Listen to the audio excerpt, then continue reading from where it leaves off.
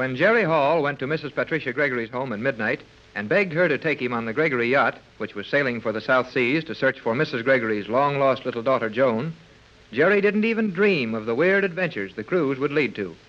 Now, the Gregory yacht is tied up at one of the piers on Euclidia, the magic island, and lashed securely to it is Johnson's boat, also captured and held prisoner when Johnson sailed to the rescue of the Gregory party.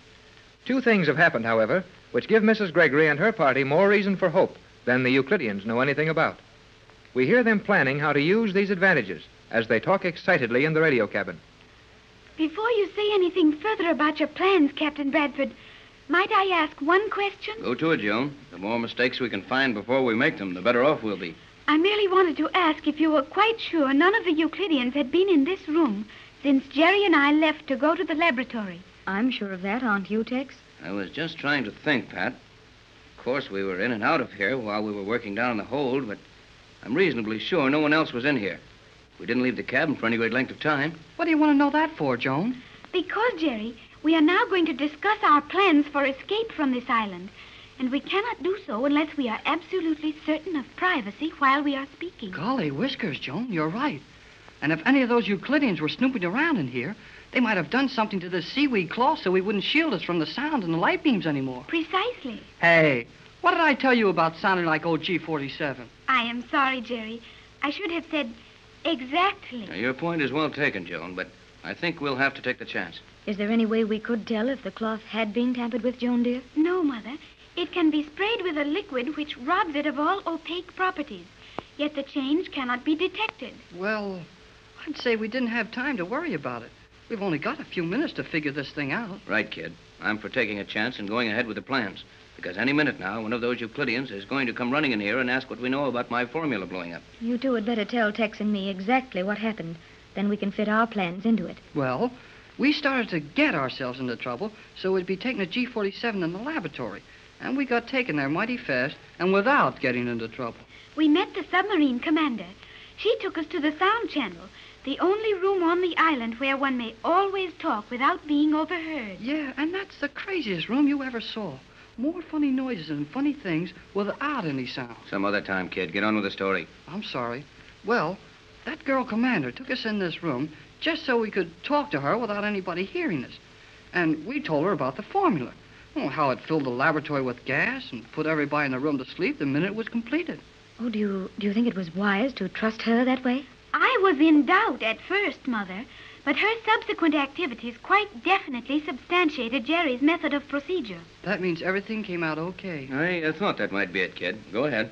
Well, so we told this gal how we wanted to get into the laboratory to watch the experiment finished, how we had the cotton in our noses so the gas wouldn't put us to sleep, and that we wanted to get in there just before the blow-up so G-47 wouldn't have time to ask us questions or send us away someplace else. The commander then left us in the sound channel while she went to learn of the progress of the experiment.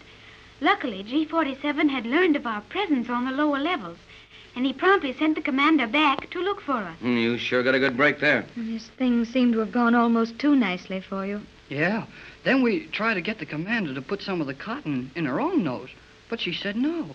Said it would look better when they woke up if she had really been put to sleep like the rest of them. That girl deliberately allowed the gas to overcome her. Yes, Mother. The commander said it would put her beyond suspicion and leave her in a position of being free to aid us at another time. That's one of the most courageous things I've ever heard of. No matter what happens to us, we'll take care of that girl. Gosh, that's swell of you, Captain. And it's mighty smart of her to figure that she could do us more good by going to sleep with the rest of them. Jerry and I held our breaths a moment and made sure that everyone else was really asleep. Then we hurried out of the laboratory, and we were not seen or heard coming here. Fine. Oh, but could it be possible that G-47 was watching you and noticed that you didn't react to the gas as the others did? But we did. Joan and I both kind of choked a little bit, like the others did.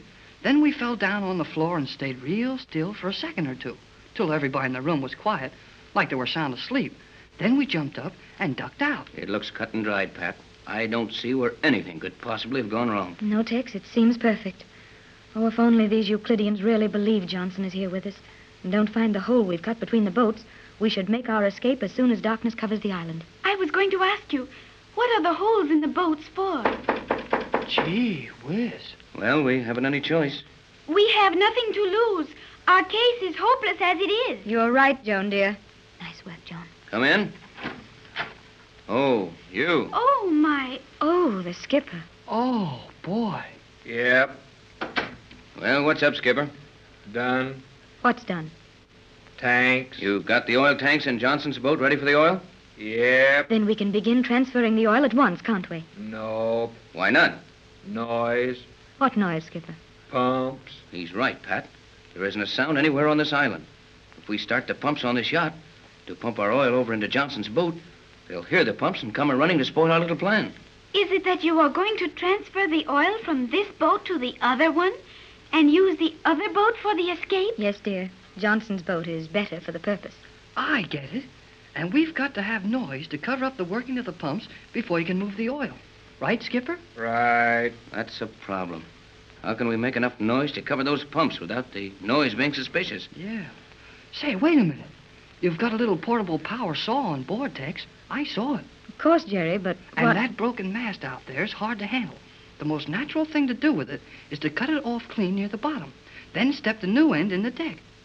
Why can't we rig the saw up on deck and go to work on the mast? We can keep the saw running and cover the noise of the pumps. Tex, will it work? You bet it'll work. And we can keep our motors idling to run the generators for current for the saw motor.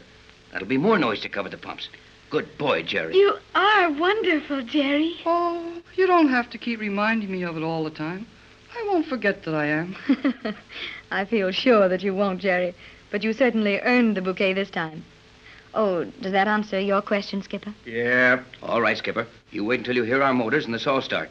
Then pump and pump fast. Aye. You can take Jerry with you now and set up the saw. Get the crew from Johnson's boat to help you. Aye. Now work fast, Jerry, and send McLeod in here to us now.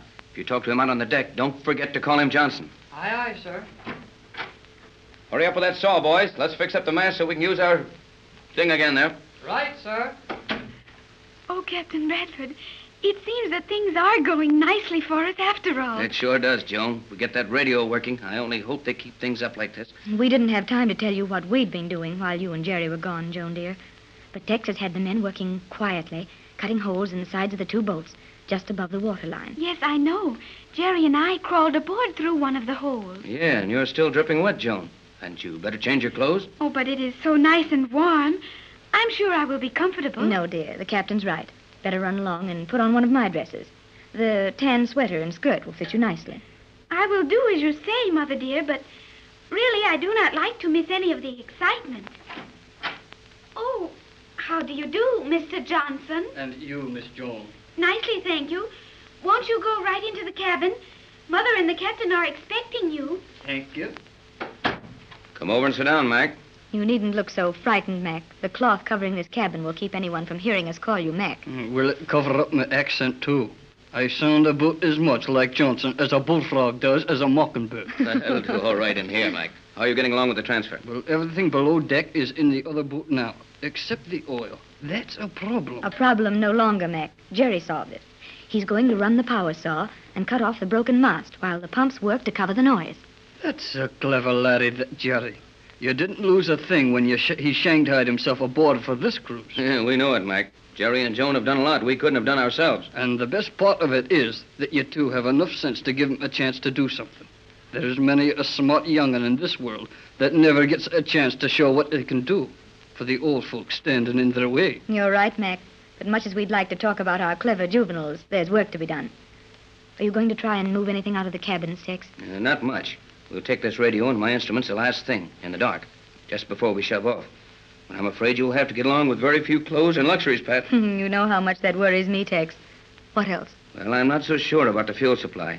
Remember, we've only a little oil here, and those diesels on the other boat burn it up fast. About how far will we have to run from here to be safe? That depends on how soon our going is discovered, I think, and how well organized the Euclideans are to stop us. Yes, if we can get clear away before the scientists in that laboratory start waking up, we may be all right. But the most we can get 50 miles from here with that oil, then sail. And sail will be too slow if they really take out after us. Well, all we can do is to make the try, Captain. There goes the motors and the saw. Duck back out there, Mac. Get down into your own engine room without being seen and start those pumps. Use the full flow. You ought to transfer all the oil in half an hour. Half an hour will be ample time. I'll follow you.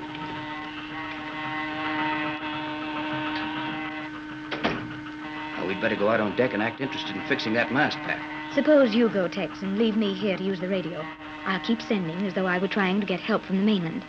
Johnson will be picking it up wherever that boat he's on is now, and he'll make something out of it. Good idea, Pat.